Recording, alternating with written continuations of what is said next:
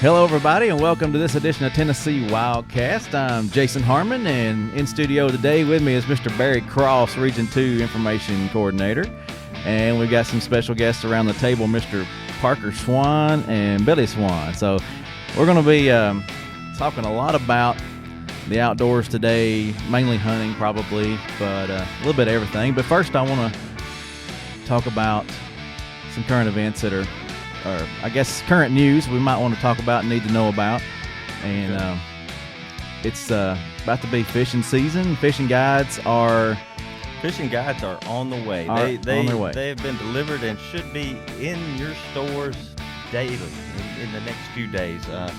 Right now, the fishing guide, if you need anything, if you need to look up anything, you can go to the website. The whole guide is there in a digital form, and you can look up what you need to know. And there are a few changes that you might need to know about. The biggest one I can think of is a change in the crappie limit on Kentucky Lake. Yeah, that was I guess you could say a hot topic of discussion, but it was 30 per day. Now it's 20 per day, and you know, so people need to just know that and adhere to it, because if you're caught with 30, you probably won't have a good time trying to explain that. And, right. But that was one of the ones that in my area that stuck out to me. Right, and if you're watching at home, you can see on the screen, you know, what the 2017 regulation changes are. But yeah, pick up that hunting guide or go online, tnwildlife.org, right there under the angler tab, and it's the first thing on the list. Yeah, and then this was a new one that I didn't know about, that native Tennessean annual license. That was for non-residents who were born in Tennessee. They can get their annual license as a resident, pretty much. And so that one caught me off guard. But there are things you have to do to get that license, and you need to go on there and look at the requirements for that if you're applying for that license. Yep. And then the guide license this year, you know, make sure you got that. If you're a guide, you can apply for that. It's a pretty cool looking card. Yeah. And speaking of cards, the license this year, you can add on a hard card option and have that's right. And then what you said, option. It is an option. Yes. Yes. It's not a requirement. A lot of people are upset about that. They're like trying to make more money. No, this is an option that our license vendor has offered. They've done it in other states, and it's been received as pretty much as a collectible item, much like a duck stamp is. You know, right. A lot of people collect duck stamps, and the hard card is an option that has wildlife art from native Tennessee artist Ralph McDonald on it. I think there's 2 of them this year.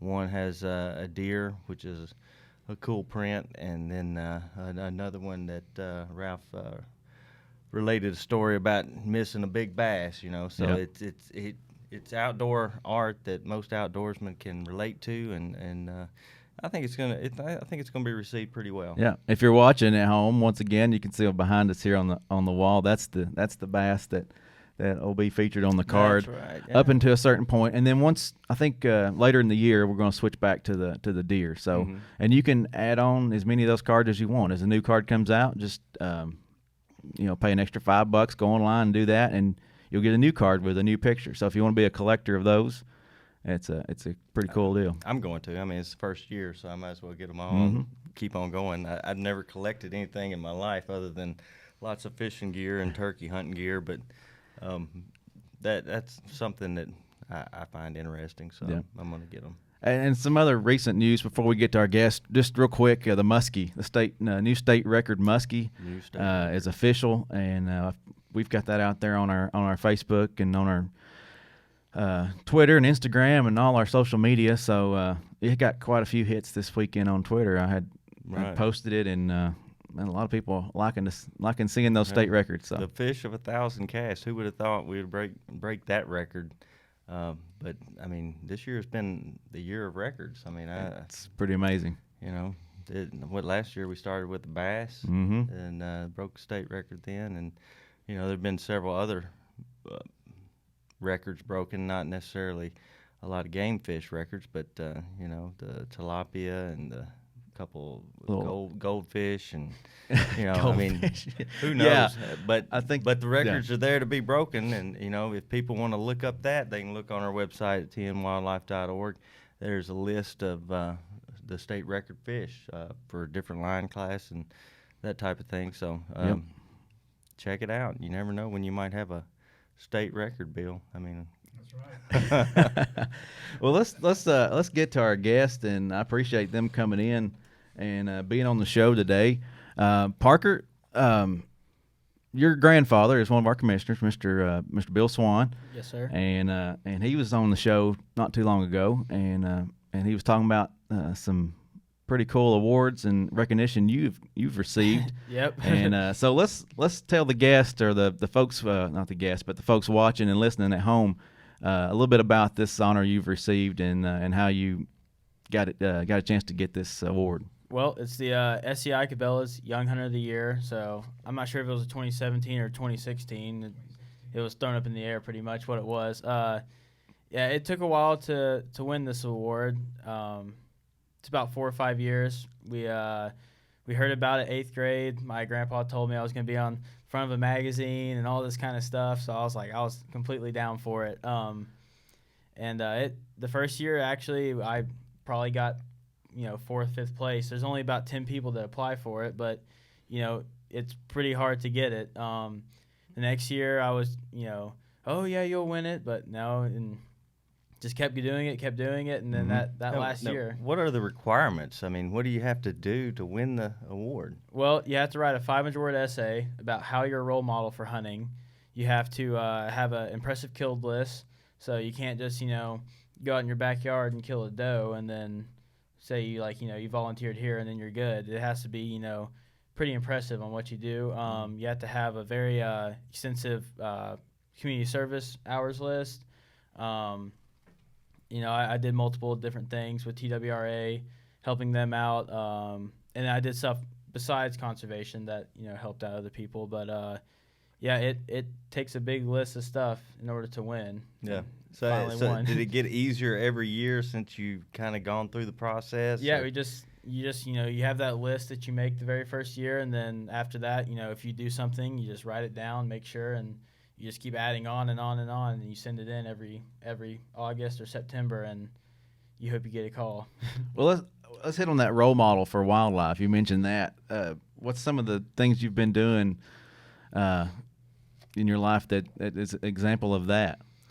Well, my grandpa and my dad always taught me to treat the outdoors with respect. So when, if I take my friends out in the woods or something like that, I don't, I've heard of people going out there and just, acting like goons, and, they see a squirrel and they shoot it just because they got to shoot it and they leave it there. I mean, it's just not the right thing to do. So when I go out there in the woods with my friends, I try to show them just how to respect the animals and the outdoors and other people too that are out there. And also, when I was guiding on the Enterprise South hunt, the guy that I was with, he didn't know anything about hunting. That was his first deer that he killed. So, it's first impressions. So you got to make sure. That's a volunteer situation, right? It was, yes. Yeah, that was probably the most enjoyable volunteer work I've done. Yeah. Just get to see his face after he killed his first deer. That was probably one of the best things. And a lot of these guys have never killed deer before, right? No, they've probably never gone hunting before, but some of them have. But the one I took never gone hunting, I'm sure, and he never killed a deer for a fact. But he really enjoyed that when that little doe walked out and he got to actually pull the trigger for the first time. So you got to share the outdoors with somebody who's never really experienced it like you have. It was awesome. We did the next year too. I kind of regret something though about it. We had a little bitty 4-pointer walkout, and the guy really wanted to kill a buck. And I told him, I said, there are big deer around here. This is totally your call, but they're definitely big deer. And he didn't shoot it, but I kind of wish that he did. I feel like that would have been a good time for him. Yeah. That's interesting. That hunt. Is that hunt a wounded soldier hunt? Is that what? It's the Hunts for Warriors. Okay. Tennessee Valley Hunts for Warriors. They did that down in Enterprise South for 3 or 4 years, wasn't it? And then now they moved up to Crossville, not Tennessee Valley, but We do it up Well, at the, Crossville now. Now there's a hunt. Yeah, slide that microphone. That's over. There we go. Yeah. Now there's the Enterprise South hunt was there to help get the deer numbers back under control. Okay, yeah. Now that they're under control, that it's on a per need basis, I believe. That's the way the agency's treating it. But there is a hunt now, another hunt that is in Fall Creek Falls Okay, yeah. that to help control the deer numbers there. We've been doing that a couple of years now, I That's guess. 2 or 3, yeah. 2 or 3 years now. Yeah, and it rains every year, so. It's a good rainy hunt. Put them in some ground blinds, and right. there's a lot of deer, in that area right there. There is, yes, there is. And the hunt's getting better and better every year too. So. Yeah. Well, that's awesome that you're able to, help out with that hunt and be a role model and guide and that sort of thing. What other kind of guiding opportunities have you had? Well, I don't really know about like actual like guiding. Like actually taking someone that's never been out in the outdoors, besides like my friends, something like that. But when I take, like my friend Monty, he's never been fly fishing before, and I just got into that last summer. So when I got to take him out and show him how to handle the fish, make sure that you want to have your hands wet before you handle a trout or pretty much any kind of fish, really, to keep the coating it has on it. So and also not leaving them out of the water too long, stuff like that. Just making sure that you treat the animal with respect. You're talking like a wildlife biologist. I mean, did you glean all this from your dad and your granddad? Is this how you learned all this? Pretty much, just learned along the way. Just pretty much retained it all and just put it to use. Now, are you studying? You told me earlier you were studying wildlife biology. Is that correct? Wildlife fisheries management at the University of Wyoming. So how is it out there? What's it like being in school out that way? It's cold. It's a lot colder than here. It's actually been pretty nice since we've been here. 40 degrees is pretty warm for me. It's a dry cold. It's still cold. What's some cool, interesting things you've got to participate out there and participate in out there in Wyoming? Well, I haven't really done much big game hunting, but I've done some duck hunting out there. I go fishing all the time. I've gone up to Casper, Yellowstone, the mountains, like the Rocky Mountains. Plan on going down to Colorado fishing at some point. Just going around trying to see as much as I can. Awesome. That's awesome. When I was coming up in college, I didn't know about wildlife degrees and any of that. And then I got out of college and started working more with an agency, and I was like, man, how did I not know about that? So for someone like you, being able to go into that and study it and come up into it, I mean, that's just awesome. Yeah, I'm excited to actually get done with it and put it to use. Mm-hmm. How much more time you got left? 2.5 years, 3 years maybe. I don't know. I came in with about 23 hours in college from high school, so that's a year under my belt, and I just gotta keep doing. Depends on how much fishing he does. Yeah, for real. I'm taking 18 credit hours right now, so we'll see how that goes. Pretty good load. Yeah, it is. Oh. So let's you've sent me some pictures, and I wanna show the folks at home some of these pictures, and we'll go through them and talk about maybe some of your adventures. Not just in Tennessee, but all across the country. So what's this one that we're looking at on the screen right now? So that's a blessed buck. That was in Namibia, so that's in Africa. I went down there with the whole family. We each got about 7 or 8 different animals. 7 or 8 different animals each? Yes. Wow, that's quite a trip. So, the Plains game is what they're called. They're just, different types of gazelles and antelopes and all that kind of stuff. This one right here is actually a pretty old one. If you look on the horns, it has like little white strips on it where the bumps are. Normally on the younger ones, they won't be as white or worn down from fighting and stuff like that. So it was pretty cool. The guy taught us about the maturity of the animal and stuff like that when we killed it. It was pretty fun. During this hunt right here, when I killed this, it was actually videotaped, and I got to talk to my grandpa in a pretty emotional way, so that was pretty fun. Cool. I appreciated him for taking us down there. Yeah. So that was fun. I had a shot with you and your grandfather. Let's see. There it is. Oh, yeah. So tell us about that adventure there. Okay, so that's a kudu. That's another one of the plains game. That's actually the number one animal I've always wanted to kill. So I was pretty happy when I finally got to take it. And that's an impressive kudu right Yeah, there too. yeah. That's not a. If it's baby. more than 2 spirals, then that's good. Wow. It actually took a while to kill this. This was probably about the 6th or 7th day. We saw a herd of them, and we actually couldn't get on them till about the 4th or 5th time, and we were just running. We were just hauling through the bush, and I finally got a shot on it, and it was just 1 shot, 1 kill. So Wow. that was nice. And I walked up to it. I don't think I've ever been so happy. That's awesome. Oh yeah, everybody was having a good time. They taste good too, as well. That was going to be one of my questions. Some of this wild game, is it most like that other animal? Is it pretty good? And this one, I don't know if we tried the blessed buck, but my brother killed an eland. Mhm. Oh, the steaks on that they're fantastic. And with the animals, we don't just leave it on the property. They take it to just like local camps and stuff like that. People that actually need the meat, because the whole camp doesn't, they don't need the meat. Right. So I mean, we take back is the hide and the horns, and then we give everything else to the tribes and the local towns that need it. So Wow, kind of like a Hunters for the Hungry It there. gets used. it's It a goes to waste. Yeah. it's 2 birds with 1 stone. Awesome. Right. That's great. Tell us about this hunt here. Well, This there are is- 2 birds is right this, there. Yeah, 2 birds. Was it 1 stone? No, I wish. Is this a Tennessee hunt? This is the Sandhill Crane hunt. Yes, in Tennessee. We were up close to Dayton, Tennessee. I enjoyed doing this. I do this about every year since it started, so about 3 or 4 years now. That's some of the most fun bird hunting, because where we were, there's just thousands of them flying, and when one comes low enough, you hope you get the shot on it, and that meat also tastes very, very good. Yeah, That's what I hear. What do they call it? Ribeye of the sky. Yeah, that's by it. the sky. That's right. Oh man! All right, let's look at a few more here. This is a pretty cool shot here. What was this?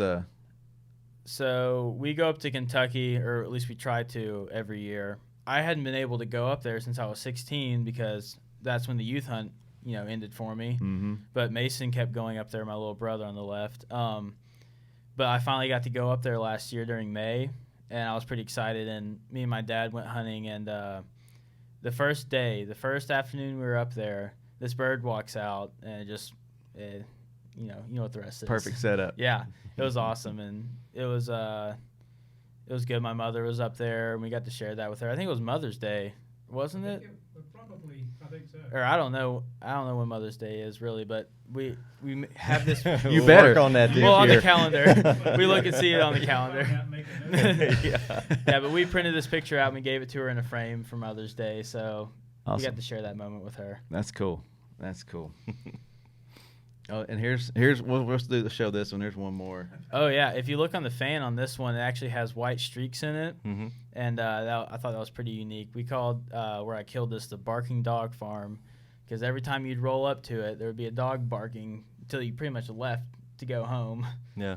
Yeah, that was a good time. I think everybody on that hunt got a turkey or 2. So And speaking of turkey hunting, that's right around the corner here in Tennessee. Yes, April it is. April 1st. April 1st. It's not a joke. No joke. Yeah, April Fool's Day, yep. opening day of turkey season. But so get that on the calendars. It'll be here before you know it. Oh yeah. Well, let's talk a little bit about you were in our office not too long ago with your grandfather and helping score a pretty awesome looking deer. Both deer that they had scoring that day were really awesome. They were a little records. impressive. So talk a little bit about getting into scoring and how about scoring that Tucker buck? How was that? Yeah. So I got into scoring. I'm a SCI record book measurer. I took that course probably 3 years ago. Probably we wanted to use that for the award, saying like that I'm involved with SCI Mm-hmm. and I can also score any type of animal you want me to. So I took that course. It took a while. It was actually it was pretty hard. Mhm. And then my grandpa texted me over the winter break and wanted me to come up and score the deer with him. So I was like, get to see the world record whitetail. Why Right. Yeah. not? Came up here and there was another. It was a new southeastern record whitetail with a muzzleloader, I think is what it was. Mhm. That was pretty cool to see. I helped score on that too, and then the world record whitetail. That was an impressive deer. Pretty cool, isn't it? Yeah, I got to help out with that a little bit, and holding the tape measure, that helps too. So yeah, and I'd sit there and help with make sure the measurements were correct. Make sure that they weren't giving it an inch or two over, but so it was pretty accurate. Pretty tedious, isn't it? Yeah, no, it takes a while. We're probably there all day. Kind of nerve-wracking, I would imagine. Yeah, it was. I think we were there at like 9 a.m. and we didn't leave till about 4 or 5. So, Wow. Oof. Besides that deer, what's something else that you've had a chance to score that's pretty cool? Well, all the African animals pretty much that we have in our house, I got to score. So I got to look at blue wildebeest, eland, kudu, Gemsbuck. I have a gold medal Gemsbuck that I killed. I didn't send in a picture of it. I have a gold medal, a whitetail from Ohio. I have the I'm trying to think of it, the Yukon, the caribou. That scored silver medal in the record books. Is this it here? Yeah, that's it. Let's show that. That's pretty impressive there. Yeah, that caribou, we were out in the Yukon for 10 days, and it was just me, my grandpa, and my guide. And we spent 10 days together, and it was an awesome bonding experience. You can't really get anything better than that. We actually saw a smaller caribou than this, and my guide told me not to shoot them because they'd be like, shooting a 120-inch deer, which is not bad, but this was definitely bigger. He said, we just got back up from looking at them on top of this ridge that we were on, and within 3 or 4 seconds, I saw this one. He's like, we don't have time to get back in the Argo and drive down. So me and my guide sprinted down the mountain while my grandpa stayed up on top giving us hand directions on where it was. And I missed the first shot because I was so tired from running. And then the second shot, I did two more shots after that. It was 2 Texas Heart shots, and it dropped. And I was like, oh, thank the Lord. Yeah. Wow. Yeah, I'd have been up on top of the mountain giving you hand signals. My running days are over. Oh, yeah. That's a pretty impressive. You mentioned the kill list earlier. That's a pretty impressive kill list you have there. Oh, yeah. Yeah, it's a couple pages. Yeah. That's awesome. That's awesome. Now, the SCI, does that, I'm not familiar with it. Does it categorize by weapon and for the record book? Right. Yeah, it's pretty much the same as just like the Booney Crockett, but they score a little bit differently. Uh-huh. With the record book, they have rifle, muzzleloader, bow, handgun, darts. Even if you're into that. Wow. And then they have just like regions. You got to list if it's in a high fenced area or just free range. You got to put just where it at, like the exact address of where you took it, who your guide was, if you're through a company or not, like a guiding service. So it's a pretty big form you got to fill out when you send in your measurements. Mm-hmm. Good deal. Wow. I didn't know. Well, let's talk to your dad here. Yeah, I'm sure he's very impressed or excited about your accomplishments. Tell us a little bit about what you think about all he's been through and accomplished. Well, I'm just glad that I was telling someone yesterday that he gets all these opportunities to go. For instance, this summer. Well, I'll back it up just a little bit. While we were out, he was getting his award at the ceremony that night. He came up. He said, "I want to go ask Jim Shuckey, if most guys know who he is, if you're into outdoors, if he does any internships." And he was a little reluctant, I think, and maybe afraid that to go ask somebody that, And right. so I said, well, just go ask him. There's 3 things that could happen. He could just get real mad, and storm off, which I doubt he would. I said, or he could say, no, we don't do that, or he might say yes. And so, I guess it was kind of like asking some girl for your first date or something. So he finally worked up the courage, and he goes over there, and he said, sure. Wow. Wow. So where I was going with this was, so here's this opportunity for, my son to go off to the Yukon now for 2 or 3 weeks or whatever and work. And, as a parent, you look back and you think, well, that you kind of want to say, well, I don't know that I really want you going out of the country for, this, but then you just think back and go, well, no, go do it. Mm-hmm. Opportunity. Yeah, That's opportunity. Right. So many. I think back, stuff I had opportunities to do and I didn't go do it. So I'm, don't put the brakes on any of this. That's right. Let That's him awesome. go. I mean, you got to be pretty proud. I mean, Oh, yeah. you've been taking this young man from the time he was what, 4 years old, maybe? There's a picture of that little you had there, let me Jason, of the find that one. spike. I mean, for you and as Yeah. a dad, being able to share this and him actually and There it enjoying is. it, I mean, that's got to be a lot of fun. Yeah. I mean, and got to feel a sense of pride for you. Oh, sure. I mean, just the fact that I've always said, I'll always take you, but I'll never make you go hunting. Mm-hmm. That's know, pretty so- good philosophy. That's Yeah. awesome. So, Yeah. I mean, just, you Yeah, want to there's go, a we'll picture. go. And there was, there's a pretty good quick story I'll tell you. Yeah.